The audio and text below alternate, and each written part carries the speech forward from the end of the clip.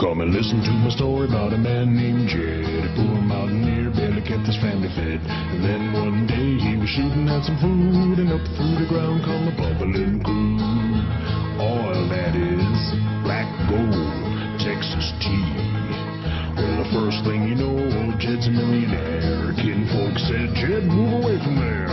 Said, California is the place you ought to be. So they loaded up the truck and they moved to Beverly Hills, that is, swimming pools, movie stars, the Beverly Hillbillies.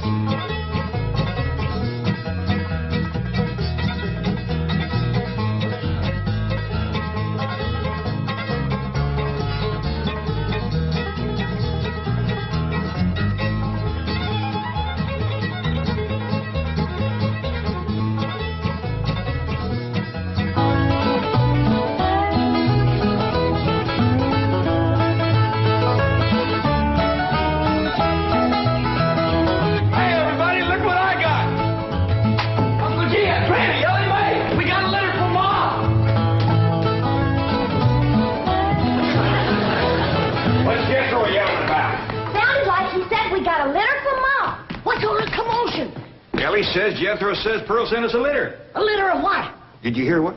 No, but I bet you it's kittens. Kittens. Pearl's always trying to give away kittens. Oh, there y'all are. Where's the kittens, Jethro? What kittens? Seen your more send us some kittens? Just a minute. Oh, just a letter. Jethro, how could you think that kittens would... Well, come on, sit down. Let's hear what Pearl's got to say.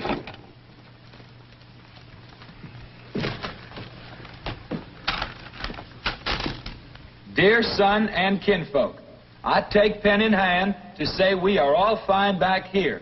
How are you all out there? Just fine, Pearl. That's right. Jethro, I hope you are making good marks in school out there. Ma thinks I'm going to school. Are you in the 5th grade like you would be here? Doggy, Jethro, I clean forgot about putting you in school. We're going to have to get you started today. Can I go too? Well, now, I think Miss Hathaway's got plans to put you in some girls' school. Can I go too? Jethro, I just said it was a girls' school. That's why I want to go. I like girls. I don't. As for the letter, after that, we'll take care of school. Your sister, Jethrine, had a narrow escape. A city dude tried to take advantage of her. What does that mean, Paul? Well, that's, well, Granny will explain that to you later. Tell us more about the city dude, Jethro. His name is Jasper He.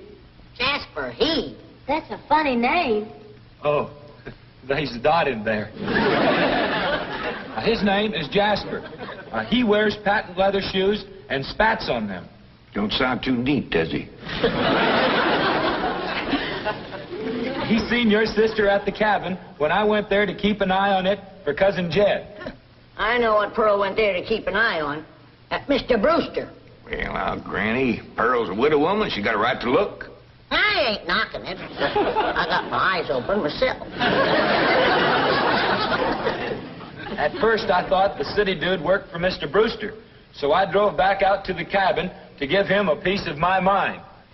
I could put a bug in that Mr. Brewster's ear. Look out for feathers. Feathers? The more Pearl has her eye on a man, the more feathers she sticks in her hat. That's right. 3 and 8 came in flowing 2,000 barrels a day. And it looks like the new strike's going to be even better. There's no doubt about it. This is one of the richest pools we've ever hit. Yep, everything from here is good news.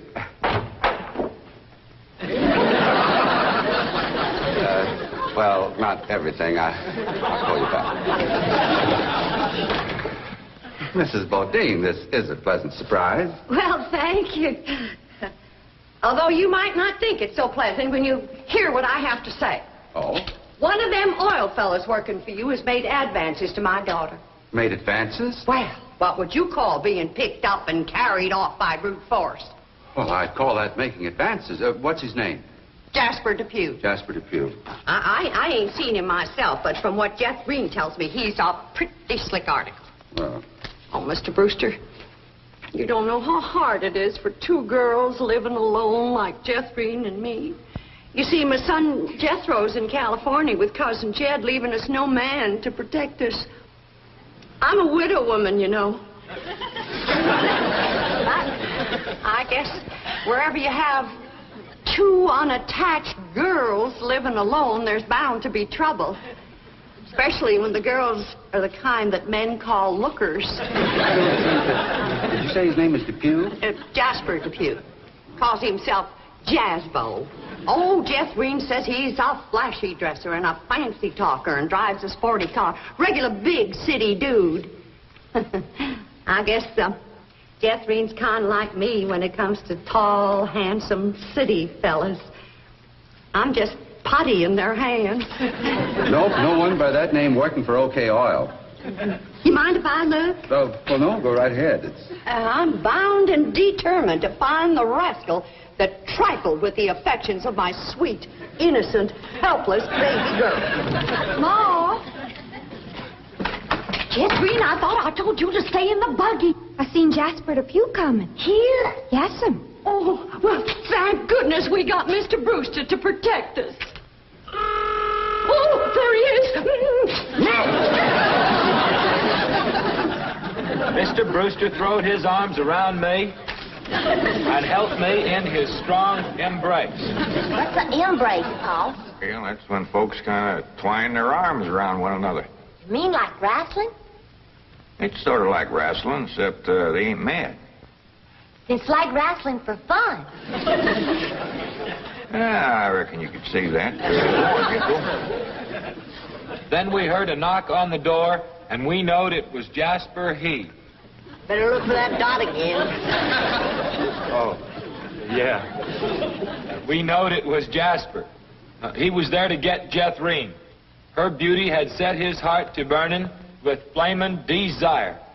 What's flaming desire, Paul? Well, Granny will explain that to you later. Well, I'll try. But you're sure counting a heap on my memory.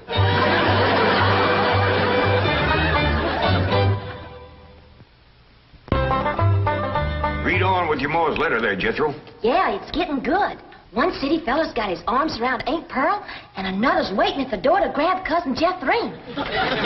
My only thought was to save my daughter, so I tore loose from Mr. Brewster's embrace. I saw Jethrine heading for the door, so I quick throwed myself betwixt my child and danger. Sweet innocent Jethrine, not knowing better, let that rascal in. He went right to sweet-talking in a voice smoother than fresh churned butter. Hello again, you great, big, beautiful lump of sugar. I brought you something all the way from Eureka Springs. Genuine orchids growed in a hothouse. And this lovely young girl must be your sister. I'm her ma. No. Yeah. Well, for Jethrine's beautiful mother, a little gift of genuine French imported perfume all the way from Paris, France. Oh, well, you hadn't ordered. Oh, my goodness. Genuine Paris, France perfume. Look at that French writing on there. That says, "Ah, d'amour." That means, oh, love. Ain't he a sport, Ma? And for Jethrine's handsome father, a genuine cigarette case. Over.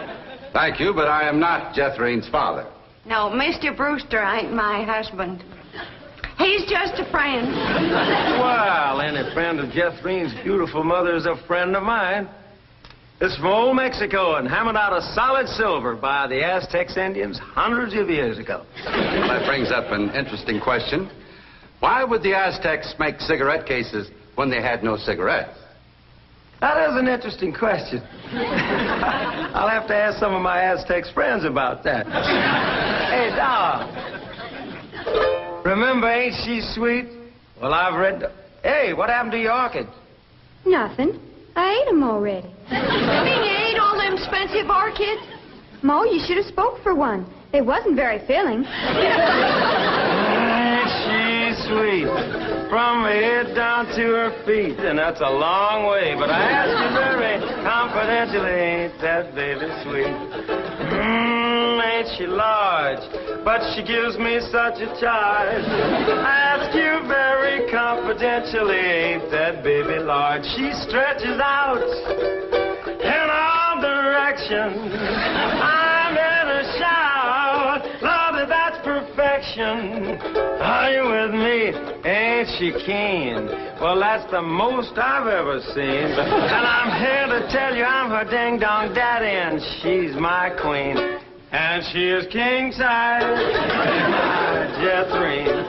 Lots of mama, my Jethrine. She carries me away.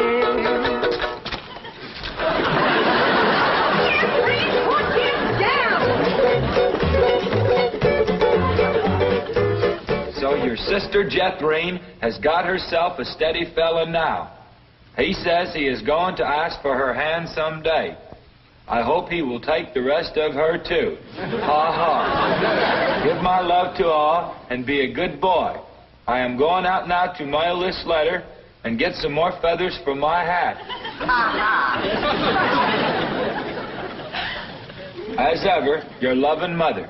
Gee, sure nice to hear from Ma. They're nice here. Jethro, you and me's got to go right out and find a school and get you to going. Granny, you pack up a nice lunch for Jethro to tote along. How about a big mess of poke greens and chitlins with some pone and a big pot of sorghum to dip it in? Fine. Oh, Granny, it don't have to be that fancy. Some of the other boys here in Beverly Hills might not have it so good. They go to complaining to their folks. Let them complain. It ain't gonna hurt none to raise their standard a little. I'll get the truck up to Jay. Paul, please let me go with Jethro. I can help him fight if the big kids in the 5th grade goes to picking on him. I know for sure that Miss Hathaway's got other plans for your schooling. But with Jethro gone, I won't have nobody to play with. Oh, yes, he will. I just remembered something. Mr. Drysdale's stepson is coming home for Thanksgiving. And he's going to be living right next door. And you can play with him. Mr. Drysdale gave me some pictures of him. Here's some pictures of Sonny. That's what they call him, Sonny. He's been going through a lot of schools, and you ought to know some real good games to play. Ain't he something? Yeah, but what? Well, he's a boy. Are you sure? Ellie, just because he's wearing... Well, there's Jethro. Now, you keep thinking about how much fun you're going to be having with him right next door. You know, he does kind of favor that movie actor, Rudolph Valentino. Here's Jethro's lunch. I didn't have time to fix much, but it'll hold him till he gets home from school. I got a little surprise in there. I've been saving it for a special day, and I reckon this is it. What is it, Granny? Deviled hawk eggs. Doggies. Makes me wish I was going to school.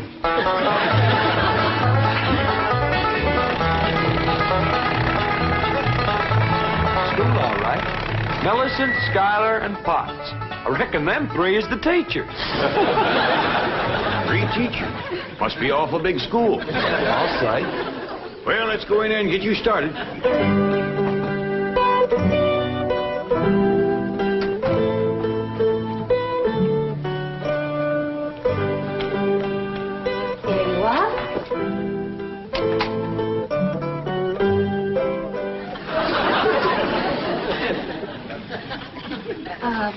May I help you? Well, reckon maybe you can.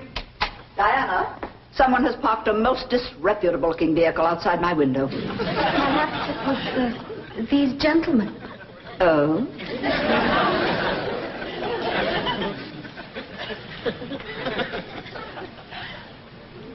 Yes? What is it you wish? Well, I'd like to get my nephew started into school. Here? Yeah, here's all right if you got room for a desk and his lunch basket. My dear man, this is a most exclusive private school. The tuition is quite expensive. Well beyond your means, I'm sure. Does that mean it costs a lot of money? That is precisely what it means. Well, I can pay you if it ain't over $25 million. 25 million? Yes, ma'am, that's all I got. Dollars? Yes, ma'am. In cash. Yes, ma'am. This is obviously a practical joke perpetrated by one of my envious competitors. What is your name? Jed Clampett, ma'am, and this here... And you expect me to believe that you have $25 million? Well, no, not on me, ma'am, but my neighbor, Mr. Drysdale, he's keeping it in his bank for me.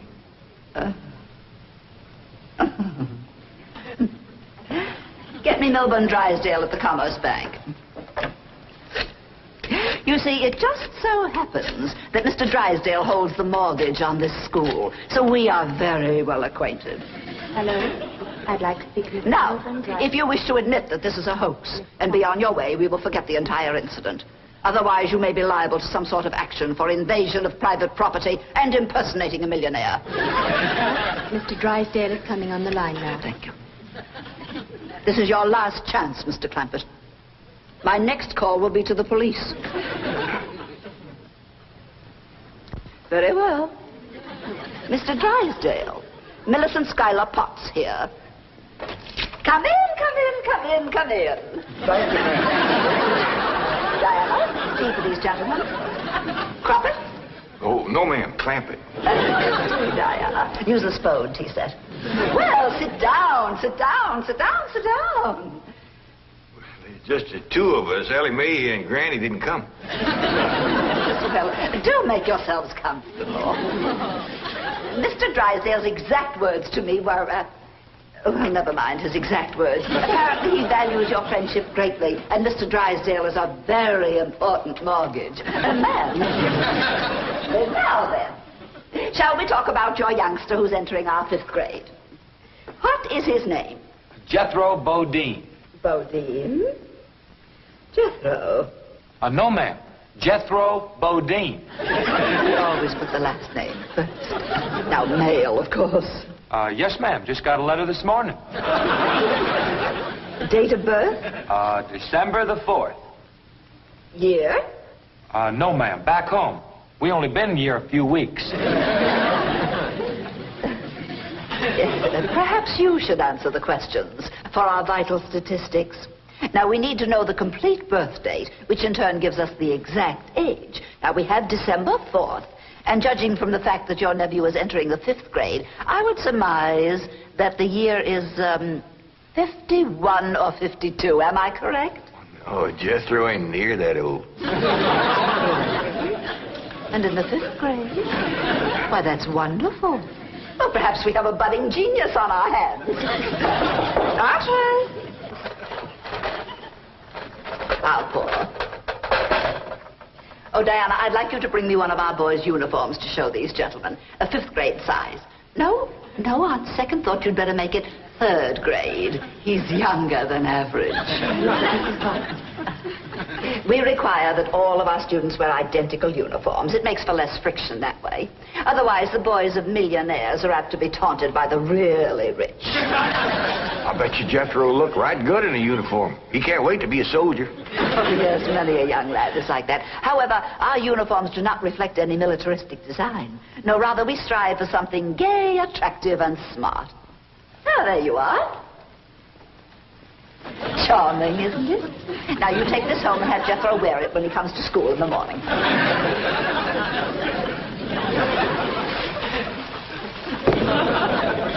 Wear this? Afraid Granny will have to make considerable changes in this before it'll fit Jethro. So tiny? Ma'am. And in the 5th grade? Well, the boy must be a genius. Well, you may be very sure that we will bring him out. If he wears this, he'll bust out. Now then, how do you gentlemen like your tea? We don't know, ma'am. We ain't tasted it yet. Oh, you are the fun-loving one, aren't you? Yes, ma'am.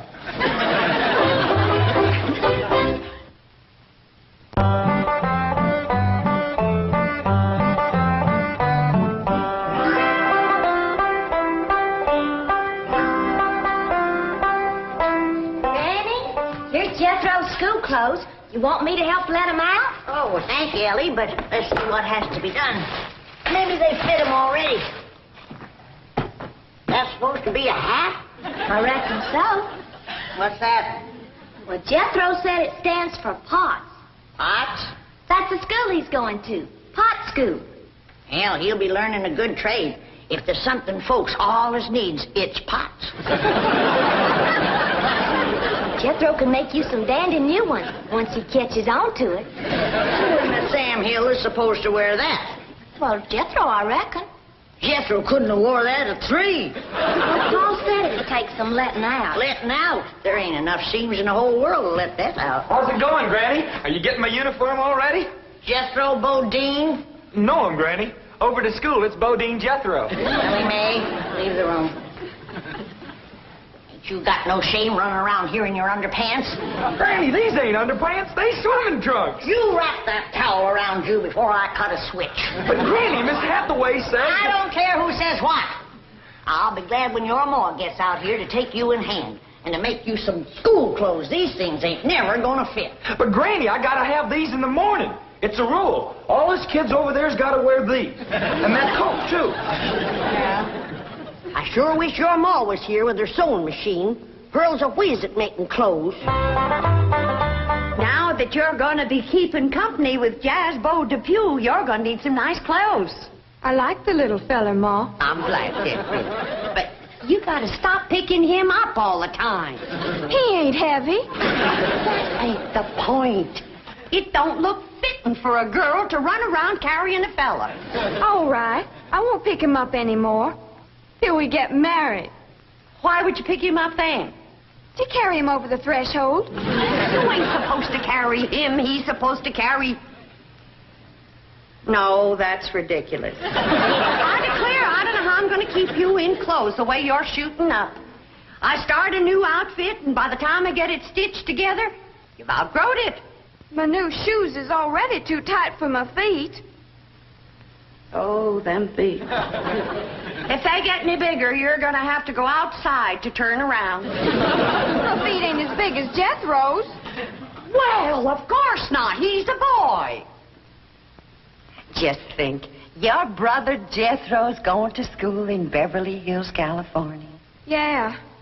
I'm homesick for to see him, Ma. Me too, Jethro. I'll bet your rich Uncle Jed has Jethro duded up like one of them actors in movie pictures.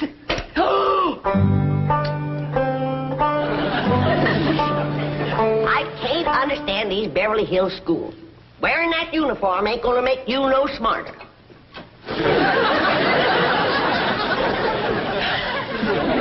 Miss Potts said I had to wear it this morning. And she's the boss teacher.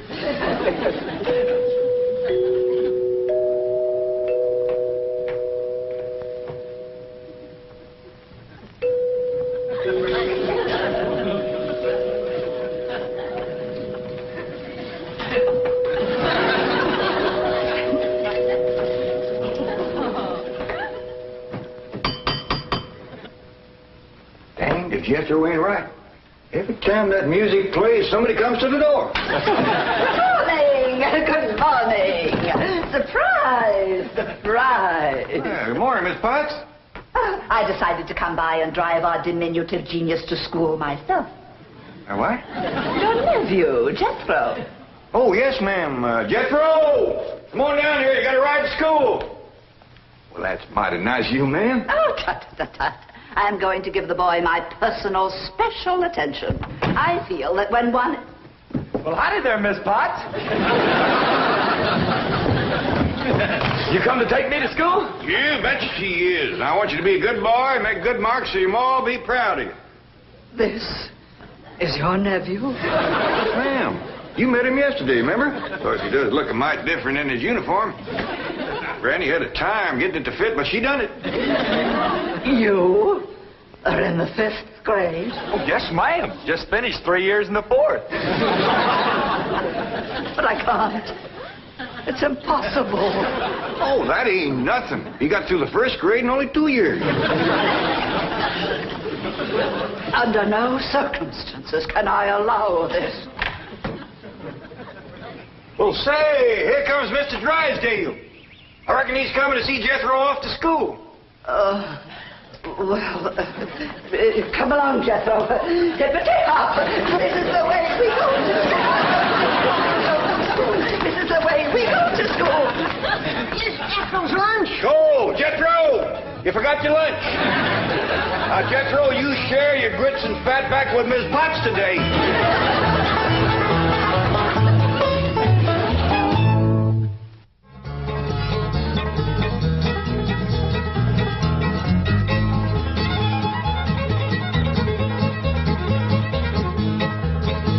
Well, now it's time to say goodbye to Jed and all his kin. They would like to thank you folks for kindly dropping in. You're all invited back next week to this locality to have a heaping helping of their hospitality. Hillbilly, that is. Said a spell. Take your shoes off.